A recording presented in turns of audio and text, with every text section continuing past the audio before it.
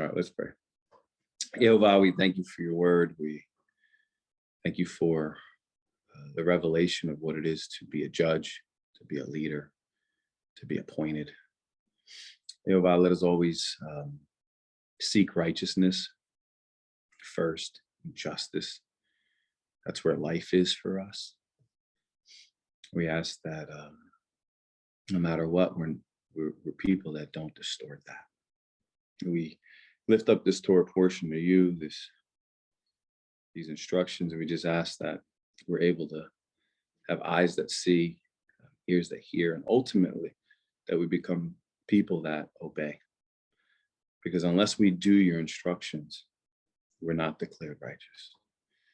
So we lift up this to you. We know it represents your name, YHVH. And let us take on that name in its fullness. Emunah. Shoftim is Devarim, or Deuteronomy 16:18. So let's take a look at that. So we kind of look back at last week. We were given our moedims, right? We kind of looked at those components and understanding that you can't even understand this God unless you observe these moedims. So they're embedded inside of what it is to be a follower of the one true God.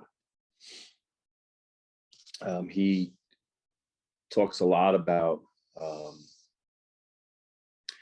destroying and not inquiring after other gods, not trying to be a person who compares, so be careful as you're going through the process of tearing down, that you're not commingling what it is to have been maybe a Muslim or a Christian or whatever that is. You have to really scrap all of that and start new. He goes through again, he says, I think more than 6 times, or at least 6 times, don't eat meat with blood in it. Don't eat meat with blood in it. Don't eat meat with blood in it. Which is one of the reasons why we eat certain meat, and we know that the blood is not in it. And ultimately, the question of last week was, do you see? Do you see who you are? Do you understand and see who Yehovah is? And do you really understand? Do you grasp who he is? And one of my favorite things about last week's Torah portion is that it gives us Deuteronomy 13, which is your hand grenade, if you will. It is one of the most powerful weapons that you have in fighting any narrative that is outside of the Torah, because it tells you that everything that Yehovah commands us to do, everything within his commandments, all of his laws, his decrees, that we are supposed to do them. So anyone that tries to tell you, hey, you don't need to keep the law, you don't need to do the law, that's bondage, what they're saying is actually wickedness. What they're saying, because Deuteronomy 13 tells you that we're supposed to do this. And then he says that we're not to add to it, right? Which we see there are religions to add to it, right? That's why you have a New Testament. You have the midrashes, the different or even a culmination of all the rabbis before. It's like add it all on and what they mean, and it's actually pretty simple. If you don't add to it, it's pretty clear.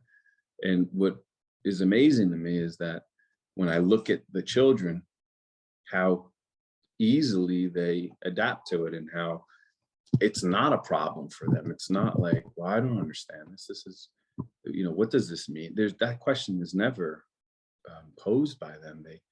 Which shows that it is something that is it's not too hard. They don't complain about it. So there's a testimony within the children.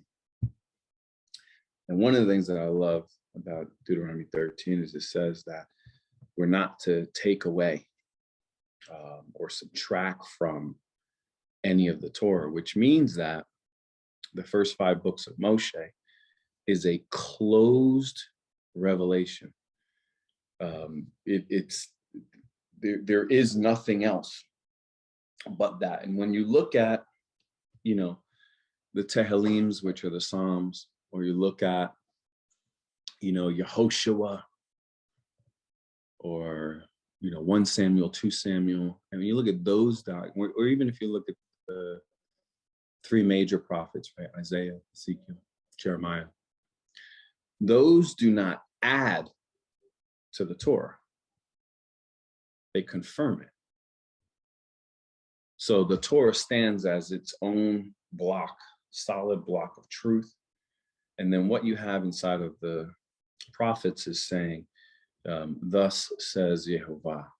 And all that Yehovah is saying is he's speaking from the Torah, and he's expounding on it so that you can see it a little bit clearer, but it's all contained within the 5. I love that about Deuteronomy 13.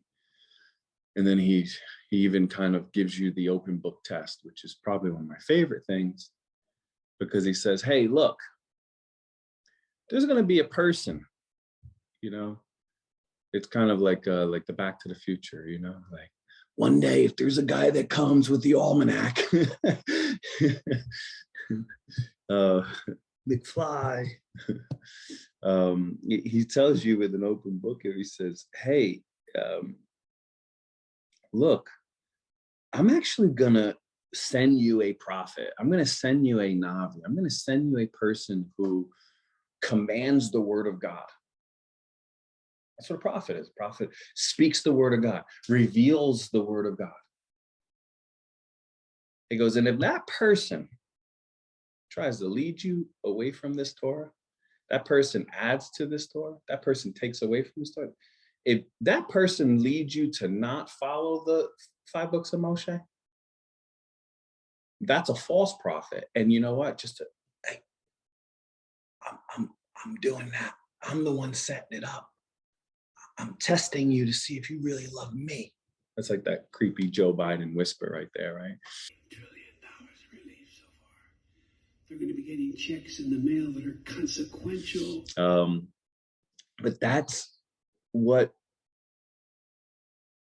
I love about Deuteronomy 13 is he tells you there isn't going to be, and if there is a person that comes, the way that you verify is what are they speaking? Because if the person's speaking the words of Moshe to you, if the person's speaking and confirming Yehovah's words and all they're telling you is to be obedient, you could probably give that person a thumbs up.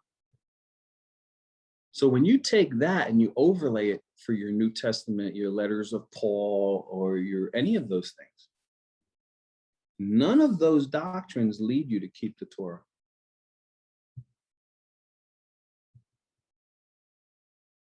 So I love Deuteronomy 13. It's like one of those, like I said, a hand grenade that you kind of can pull out and just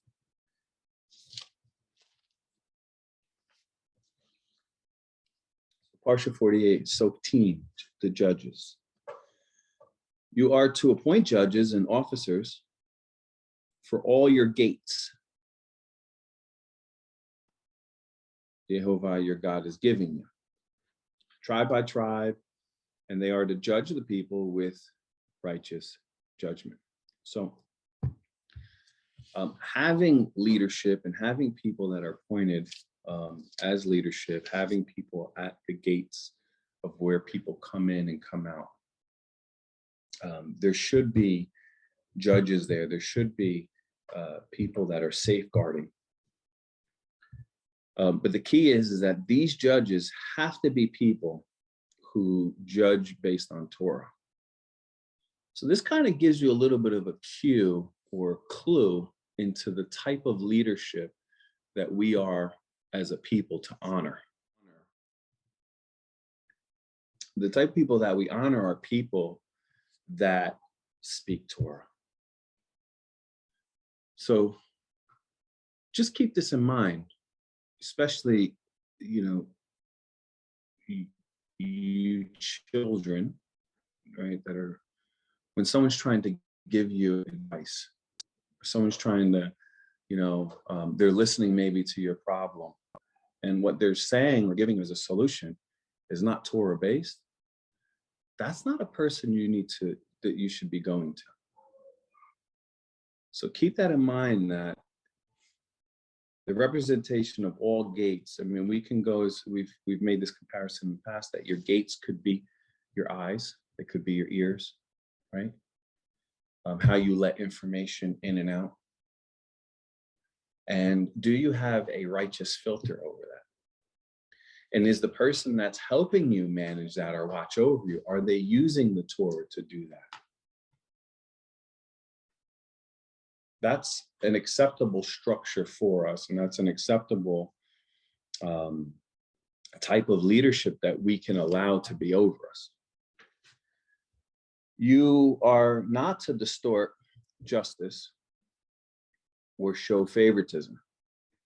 Now, this is a hard one for even for parents, because or it could be for parents, it could even be between siblings, or even between people. Regardless of your relationship you have with a person, at the end of the day, you have to call balls and strikes based on what YHVH says. So one of the things that we have to do with the Torah is we have to take out the personal relationship, and we have to look at the Torah based on what YHVH says. So there are, and this is, we kind of went through some of this exercise when we were going through the various components of marriage based on Torah, like what Torah talks about. You have to take your version of what you think is right out of the equation, and then objectively start looking at it through YHVH's eyes. So one of the things, if you want to understand how do you judge righteously, how do you look at the Torah and be able to sort through it and know that you're coming to the right conclusion, is you've got to remove your personal opinions. You got to remove the things that can distort that. And that's sometimes very difficult. But if you don't seek YHVH's justice and his justice alone, what you'll end up with is a distortion of favoritism. You'll say, it's not that big of a deal, or, hey, look, it's only one time, and you can end up in the place where you end up with graceception, and you don't end up in a place where correction is at the center of it. Because I'd rather you correct me. I don't really like it. It may hurt my feelings. Then you be like, don't worry about it. Don't worry about it. And I just keep going along and end up in a worse place. So I'd rather you just nip it in the butt in the front end than allow it to just continue. You're not to accept a bribe for a gift. It blinds the eyes of the wise and twists the words of even the upright. So you could be an upright person, but the moment that somebody's giving you a gift or a bribe, so you have to understand that things that are possessed, right? Gifts, anything, it starts to corrupt the way that you think. So we can see that even on, we could see that at our jobs, let's say, right? So, you're getting a paycheck, and the paycheck is supporting everything in your life. At the end of the day, if something funky goes on in the company, you may not say something because it would affect your pay. So you may sit back and go, I'm not saying anything on this. Hey, look, it's not me. It's not my problem. Hey, I didn't see anything, Tom. I didn't see anything. Because at the end of the day, you don't want to get involved because it will ultimately possibly affect, your income, which provides us. So those are one of an example of how you can kind of opt out of not doing the right thing. Opt out by not saying, hey, look, but we know that the Torah told us that we can't stand by idly. If something's going on, if something's wrong, we can't be like, well, I don't see nothing. That would be unrighteousness for us. We would have to say something.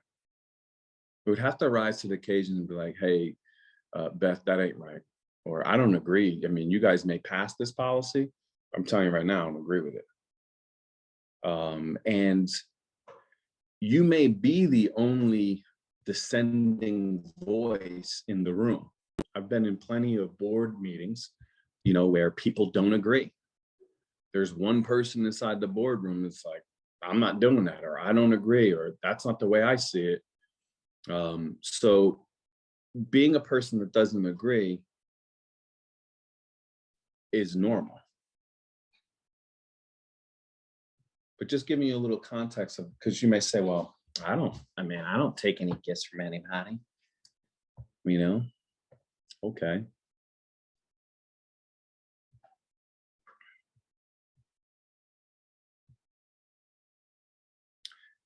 Justice and only justice you must pursue. So here's the thing. And just using the example of the paycheck, right? The concept is well, I'm getting my paycheck. But Yehovah's like, no, I want you to pursue justice and only justice, which means I want you to pursue what's right in my eyes, not what is, best for you financially or best for you socially.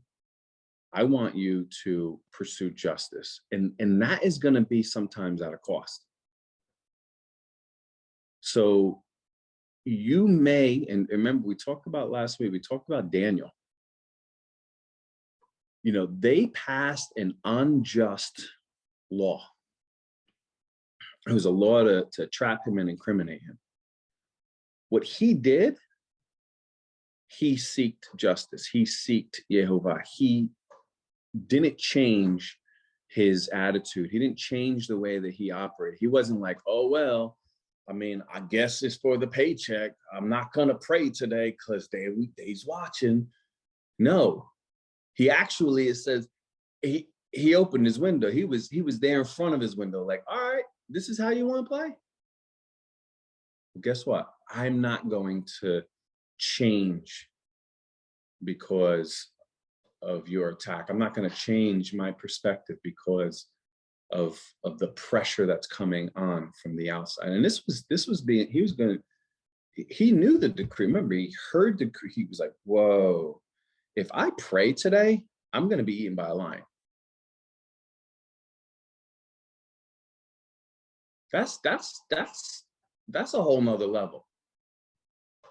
So in the face of your adversity, you have to seek justice.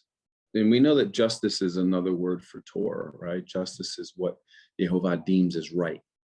So he gave us a set of rules. He's given us, and that's what we've been going through all year, right? This is the 48th teaching. We've been going through all year what it is from Yehovah's perspective, what he sees as right. That's not popular.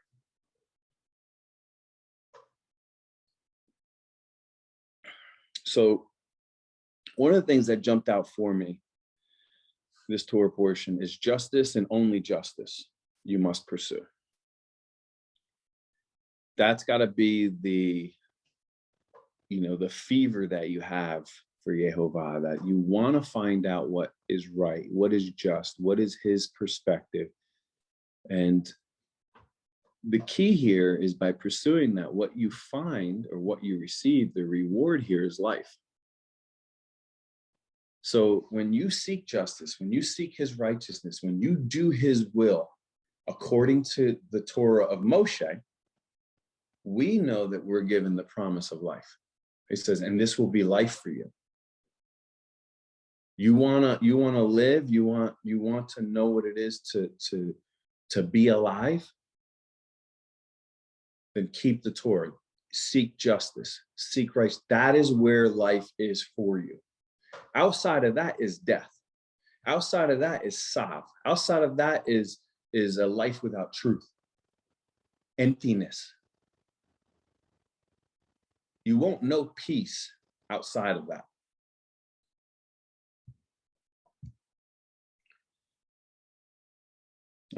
So you will live and inherit the land Yehovah your God is giving you. You are not to plant any sort of tree as a sacred pole beside the altar of Yehovah your God that will make for yourselves, that you will make for yourselves. Likewise, do not set up a standing stone. Yehovah your God hates such things. So how do you break this part down? There's a couple of things. One, if you look at churches being an altar of God, right? It's a place you go to worship. What do you see on them? You see steeples, which are Ashtar poles, right? He's saying, don't have these things commingled with any form of worship. Don't have them standing next to it. You may even go in and you got the Christmas tree, right on the stage, your altar, any of those things. So these are things that he's saying, don't.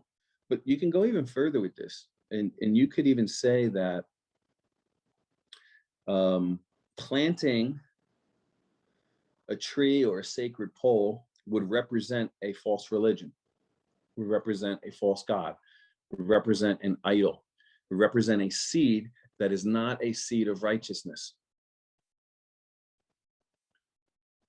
And by planting that, you can plant that inside of your heart. So that could be a false doctrine that you start to consume, that plants inside of your heart and then bears fruit. So you've got to be careful with the books you read. You got to be careful with even the news that you read or listen to. Be careful with what you watch on TV. Be careful what you watch on YouTube. For a time I was listening to this one group that was out of, I don't know, England or Ireland or something, two guys. And it was a good bridge because it helped me go from one place to the next. But it did come to a point where literally Yehovah was like, okay, no more. Like, come to me now. And you've got to be careful because what they were teaching, now that I look back, they were teaching still a Ashtar pole doctrine. They were still planting things next to the altar of Yehovah. They were still planting Jesus next to the altar of Yehovah. They were not teaching a God. They weren't teaching that Yehovah stands alone. Don't set up standing stones. Don't set up any false religions inside of your heart. Be careful what is planted where your belief system exists. So be careful what's planted inside of your heart. Be careful. And you got to go in there and you're going to have to weed out. You're going to go and pull some weeds.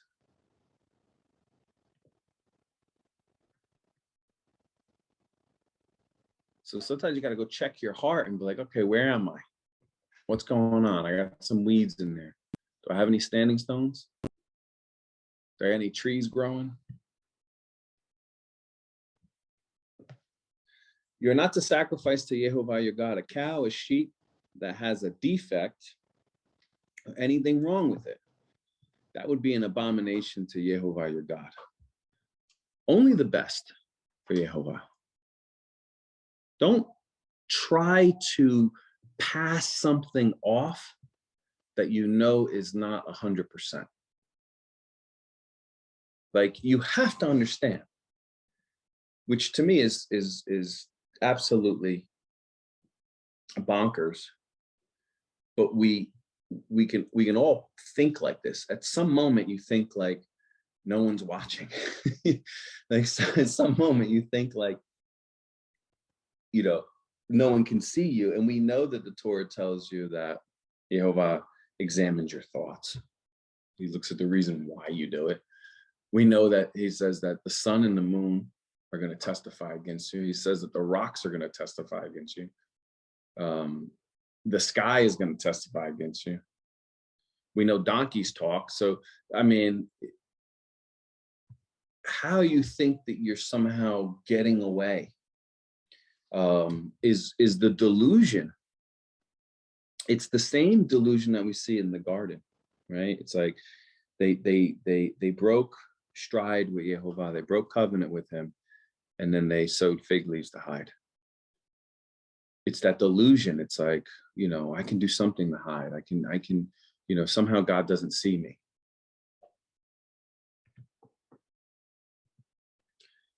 So only the best for Yehovah. If you're going to sacrifice something, if you're going to give something up, if you're going to do something, if you're going to, you know, build something, do the best. Don't cut corners, and don't try to pass something off that you know is not 100%. Maybe it's 99.9. You still know it's not good. Don't try to pass it off, because that's an abomination. If there's anything wrong with it, it's not good. Scrap it and redo it. Anything wrong with it, it's not good. It's not acceptable.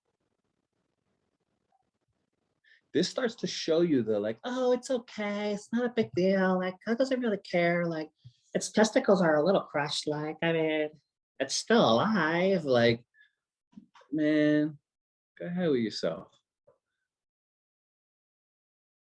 You know, and that's not judgment. Remember, we're talking about judges. We're talking about what it takes to judge righteously. What it takes to be able to be like, no, there's a standard. And I'm not going to pass off anything. If there's something wrong with it, it doesn't pass. Not on my watch. I'm not doing it.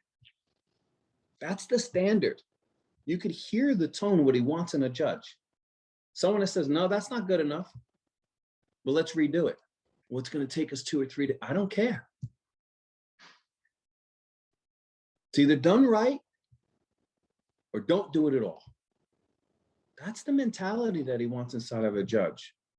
He wants a judge that seeks righteousness. It's justice and only justice, nothing else, no perversion. Do you see the rhythm that he wants inside of what he deems as a righteous judge? Someone who doesn't show favoritism. We saw that in Deuteronomy 13.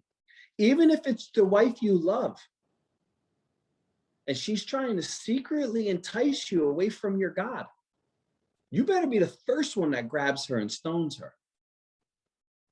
That's no favoritism. He's saying, even if it's your son, your daughter, no favoritism. That means that you're choosing Yehovah and him alone, Echad. Nothing can be in between the filter of you and God. Locked on. That's it. You won't allow anything to contaminate that. This is what he wants inside of a judge. This is what righteousness looks like. Don't let anything inside of your heart. Don't let anything grow.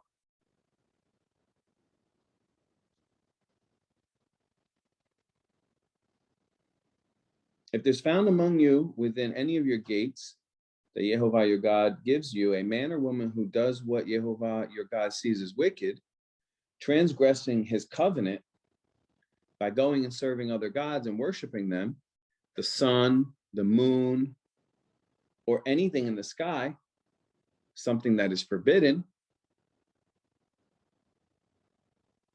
and it is told to you, or you hear about it, then you are to investigate the matter diligently. So in other words, you're not able to turn a blind eye.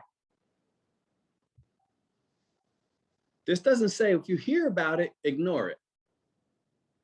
If you're going to be a righteous judge, you hear about it, you got to go check it out. Hey, what's going on here? Hey guys, I'm hearing that this and this is going on. Is this what's going on? Is there something I can do? Because he's saying you got to get involved. This isn't stand by idly. So that means that in order for you to be a righteous judge, you have to be involved in your community. This isn't like, oh, you know, John's a rat.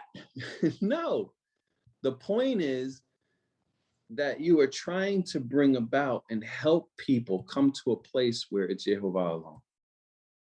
This is a communal God. He's saying that you're responsible for am I my brother's keeper? Yes, you are.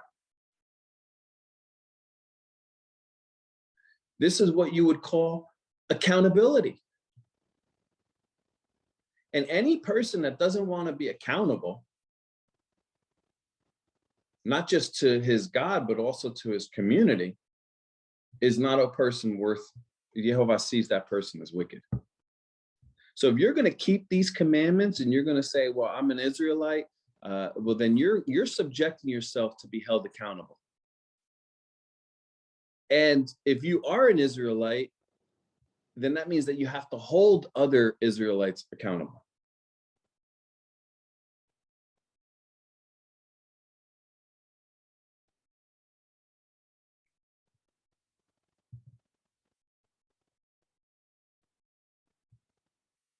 I love the investigate the matter diligently. So you really got to get into it. If it's true, if it is confirmed that such detestable things are being done in Israel, then you are to bring the man or woman to that is doing this and has done this wicked thing to your city gates and stone that man or woman to death. The death sentence is to be carried out only if there was testimony from 2 or 3 witnesses. It may not be sentenced to death on the testimony of only one witness. The witness are to be the first to stone him to death. Afterwards, all the people are to stone him. Thus, you will put an end to the wickedness among you. This is very serious. This is like one of, when you hear about like the fear of Yehovah, this level of commitment, this is how serious it is. So anyone that takes the covenant, takes this God lightly, this is just a glimpse of how he views things in the way that he deals with them. And one of the greatest offenses is anyone who tries to take you or pull you away from your God, anyone that tries to get you to worship something else.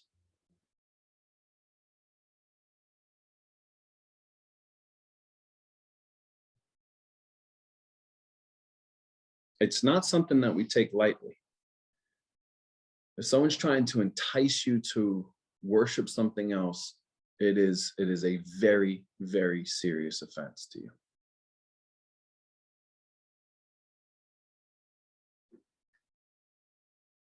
If a case comes before you at your city gates, which is too difficult for you to judge, concerning bloodshed, civil suit, personal injury, or any other controversial issue, you are to get up and go to the place which Yehovah your God will choose and appear before the Kohanim, who are Leviim.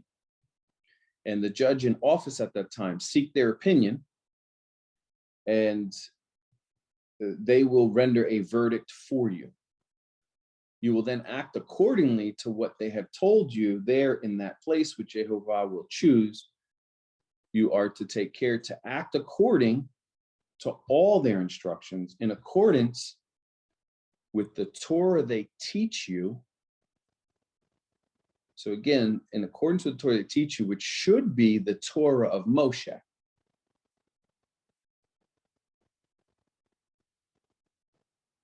You are to carry out the judgment they render, not turning aside to the right or to the left from the verdict they declare to you.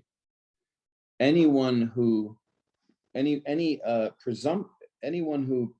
presumptuous enough not to pay attention, or anyone who fails, right, to not pay attention to the Cohen appointed, that means they don't carry it out to the fullest. They put in their own personal opinion.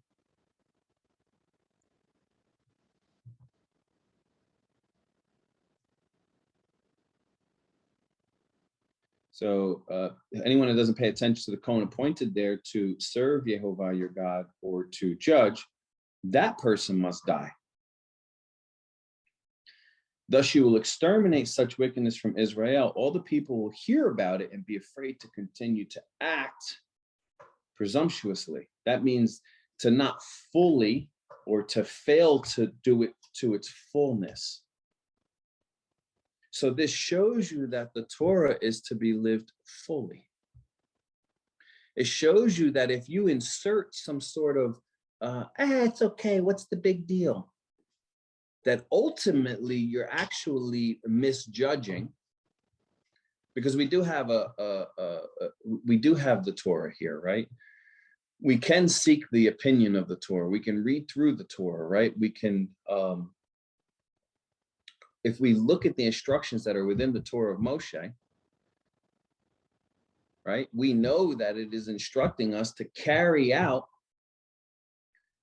to the fullest, without turning to the left or to the right, all of those instructions, that we're to live by these instructions fully. That's what worship is. So what it's saying is that a person who is presumptuous towards Jehovah's commandments before, because remember, these judgments are already decreed. Judgment has already gone out. So if you're presumptuous towards the Torah, guess what that means for you? Death. So if you take God's commandments, you take his Torah lightly, and you're like, what's the big, that doesn't really apply for 2021. I'm like super, so, it's just different, I do it differently, like I don't drink the blood. Whatever it is that you're trying to tone it down, just so you know, let me help you out. Because this is what it is to be judged. This is in the context of judging. Let me help you out. That's death for you. So if you're sitting there and you're playing games with Yehovah's Torah, you're playing games with, it's not that big of a deal.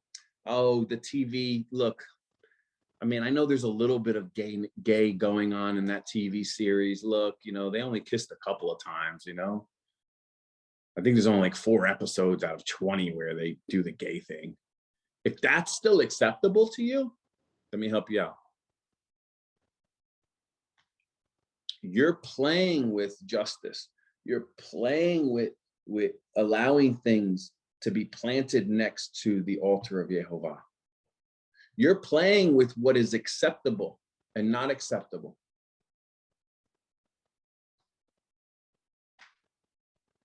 And at the end of the day, if you're not taking care to act accordingly to all of Yehovah's instructions without turning to the left or turning to the right, I'm telling you that the verdict for you will be declared death. We know this because when we look at Leviticus, that's sinning with a high hand. You're being presumptuous. You're like, what's the big deal? Come on, who cares? No, the Torah is very specific. It says not to eat food that is contaminated by cross-contaminated with other food. But you go, what's the big deal? So he's telling you that the way you eat separates you from other people. It separates you. It gives you the understanding of what it is to be holy. I'm commanding you to do that. And you go, it's not that big of a deal. Who's watching? Who's noticing? And he's saying, you must separate yourself because I'm separated. So you must separate yourself to understand who I am. And you go like this. What's the big deal? You're presumptuous. You're prideful. A person that doesn't humble themselves to the instructions of the Torah, and they say to themselves, I'm not doing that. When a person judges against God's word, they condemn themselves. That's what presumptuous is. But this is showing you within the context of judging. This is how you're going to be judged. This is what judgment looks like. This is how things are determined. And if you stop for a moment and you actually think about it, okay, step back. You graduate from the bar. You're an attorney. You work your butt off, prosecuting, whatever. And now you're elected as a judge. You know there's a culture for how they judge. There's a seriousness they put on the black robe. They sit on the big bench and it's very serious for them. And here he's saying to you, you need to really understand how serious judging is. This is how it works. This is the heartbeat of judging. So you need to gain an understanding and a mentality that he's not playing around. Don't be presumptuous. Presumptuous is arrogance, it's prideful. You basically start to decide what's good and, well, look, you know what, this guy, we're not gonna, he's my cousin, so we're gonna cut him some slack, right? You show him favoritism. No. And we see even in Moshe that Yehovah didn't show favoritism to Moshe. That's done so that you can understand the severity. It's the same reason why you see Abraham being circumcised at 99. That's done specifically to take the excuse out of people. There's the reason why 99 and it wasn't 69 or 59 or 49. Oh, that's what young people do. I'm too old to do that. No, he took it away.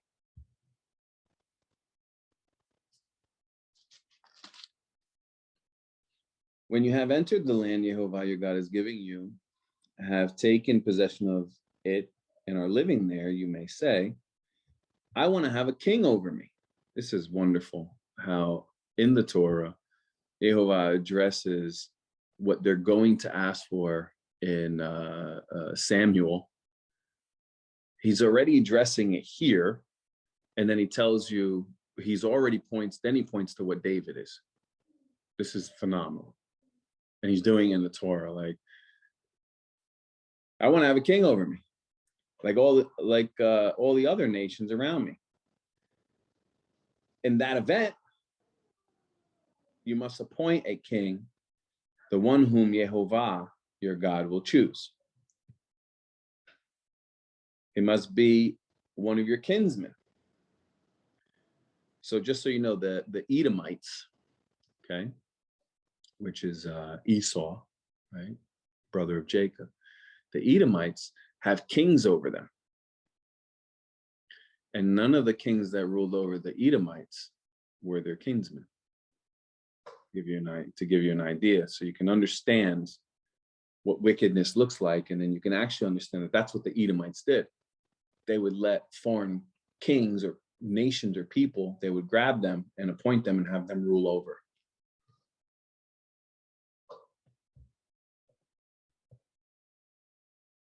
He must be one of your kinsmen. This king you appoint over you, you are forbidden to appoint a foreigner over you who is not your kinsman. However, he is not to acquire many horses for himself, or have the people return to Egypt to obtain more horses, inasmuch as Yehovah told you never to go back that way again.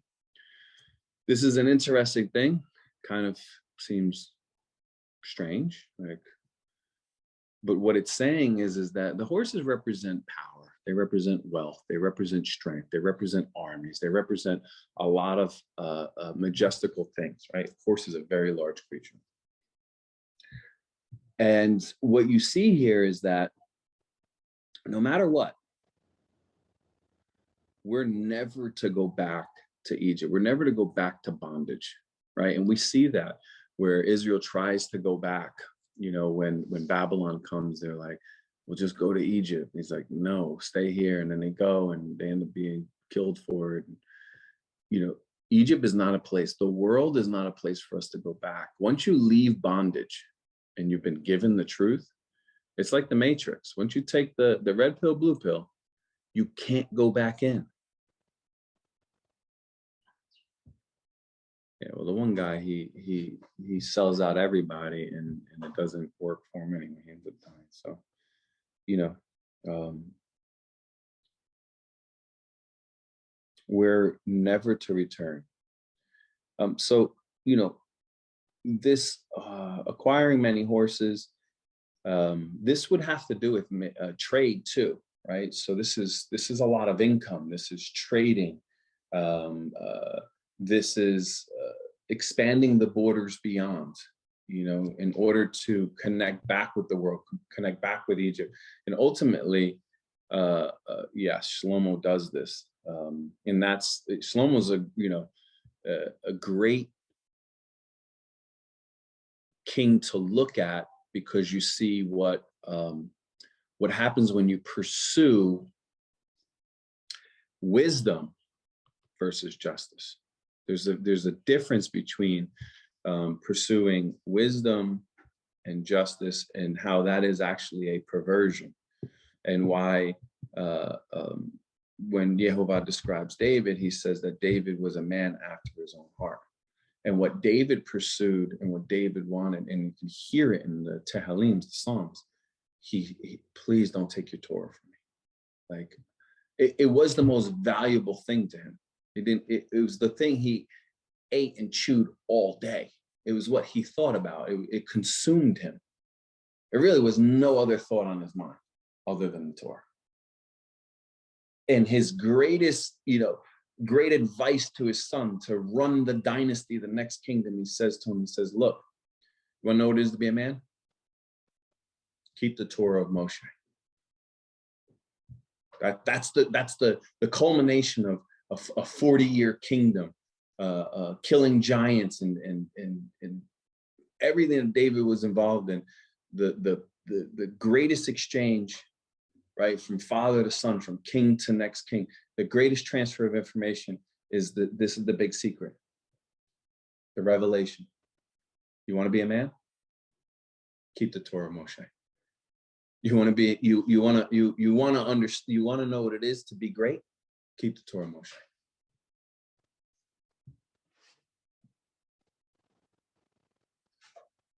So we're never to return back to bondage. It's wickedness for us to go back to Egypt. Our hope, our deliverance, our everything comes from YHVH. The rain, our fruit, our food, our everything. And that is going to be tested. You're going to be put in a place where that's going to be tested to see if you really do believe that, if you really do trust that. Likewise, he's not to acquire many wives for himself, so that his heart will not turn away. And he is not to acquire excessive quantities of silver and gold. I mean, this can't describe, like Pedro pointed out, Solomon anymore. I mean, he got more horses than he had towns that had stalls, just the horses. Like, he had that many horses. He married the daughter of the Egyptian pharaoh as an alliance. He had 750 wives, 250 concubines, over 1,000. I mean, you talk about, he had more gold and silver. He had so much gold that silver was like worthless in his time.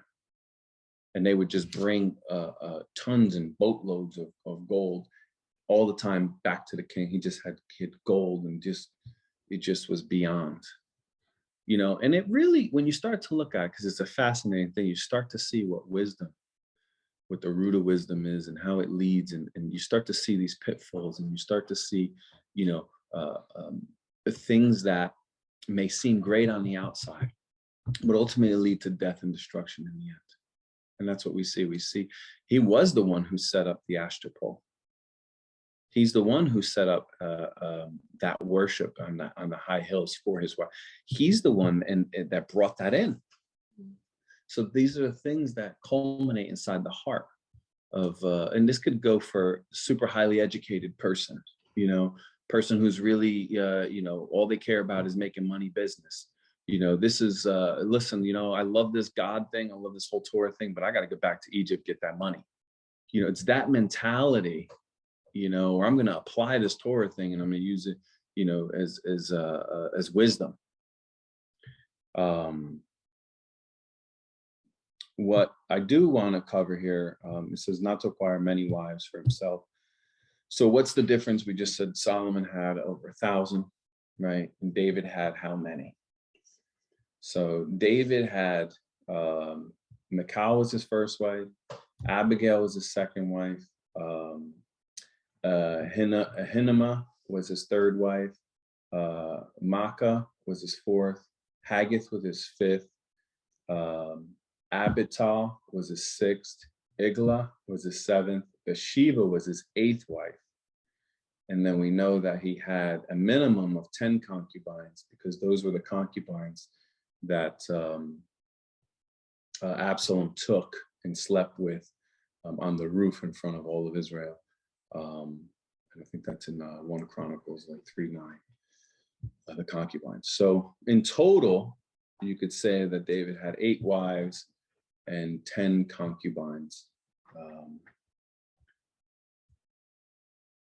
And the Shulamite too would be the 9th wife, but it was never consummated. And we know that from what we studied in marriage. And we even see this kind of played out with Yehuda and Tamar. And then the second brother, he says, go and consummate, have sex with her and make her your wife. So a woman isn't made wife until it's consummated. So it is the sexual act that causes a woman to become the wife. And that's why when Solomon took the throne, his older brother, who was going after the throne, goes to his mother Bathsheba and says, hey, can you ask Solomon for this one favor, just please, if he'll give me the Shulamite as my wife. And Solomon loses it, and he's like, what, are you trying to give him the whole kingdom? Because he knew that if he consummated that marriage, it would have legitimized him as king. So and that gives us a little bit more into the clue of even what happens when a person dies and widows a woman, you know, and what that means and the spirituality behind that. But ultimately, the Shulamite is the one that you see in the Songs of Solomon, and he describes, you know, her black body, and you know, so you know she was, you know, dark skinned woman. And he talks about her breasts and all of these things, and but he went after her, and he pursues her, and that Shulamite that he was going after was actually David's last wife that was given to him, but because he never consummated it, she actually was never a wife of David's. So for the young girls here, and even the older ones, just be mindful, right, that when you consummate, when you have sex with somebody and you consummate that relationship, what you're actually doing to your body and what you're doing to yourself as a relationship, and that the highest level thing that you want to go after is being wife, and understanding that for you to be wife, you also need to find a man who's Torah observant, because that man is going to operate in a level of commitment, because he has already given a vow to Yehovah. So he's a man of vows. So when he takes you, he's taking you underneath that vow. So it's very different. So, and then for the older women on the call, be mindful that when you are talking to your daughters or your sons, that this is what is happening, right? So it's not casual. It's not like, oh, I mean, it's just your first boyfriend. It happens that no,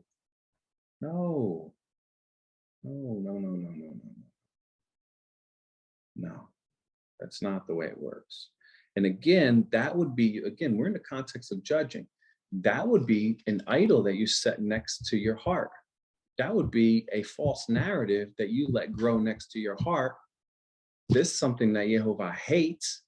Am I supposed to teach my daughters that that it's casual and it's okay? No, it's not.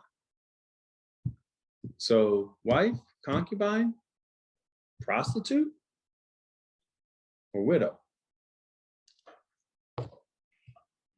When he comes to occupy the throne of his kingdom, he is to write a copy of the Torah for himself in a scroll, from the one the Kohanim and the Leviim use. So it's rumored that, Solomon was operating on his own Torah. It wasn't the Torah of Moshe.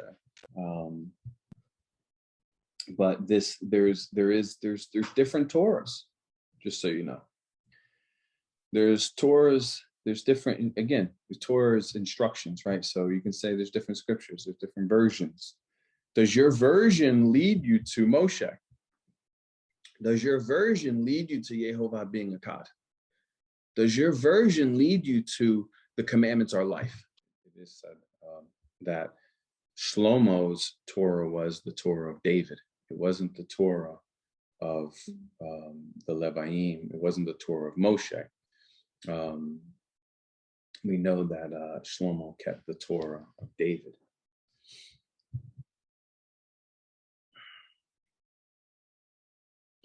It is to remain with him, and he is to read it.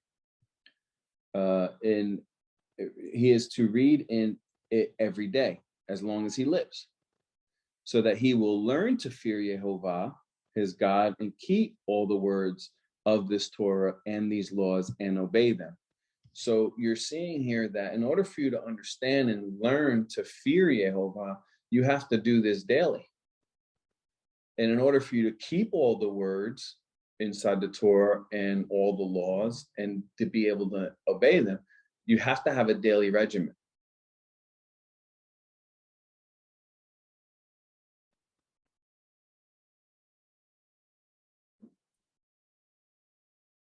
So that he will not think he is better than his kinsman. So again, what you're seeing here is that you may be the high, you may be the king, you may be the high priest, you may be the one, at the top of the food chain.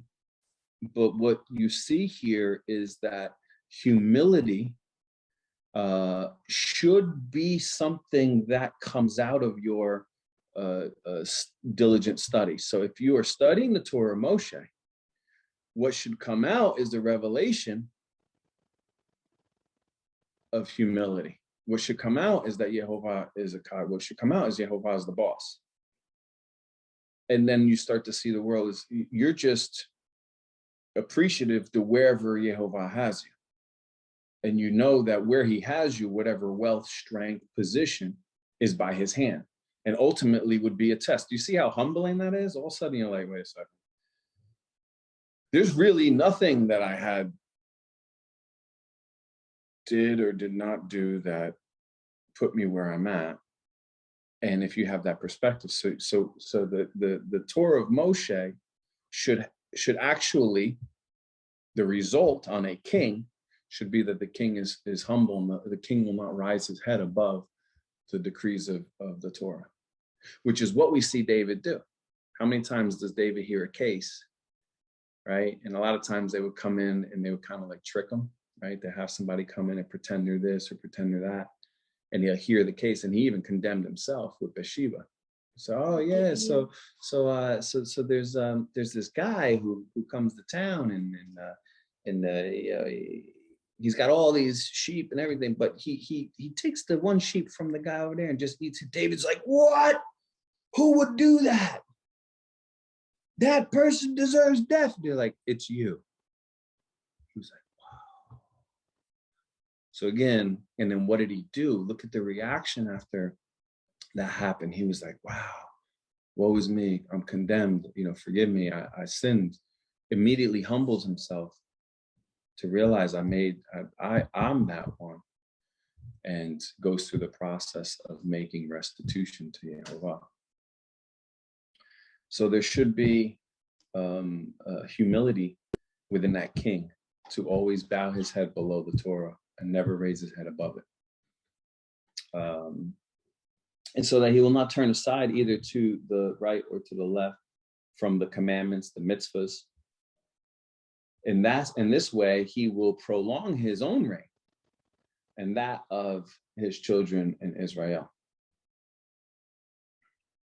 So just make sure you have the right Torah.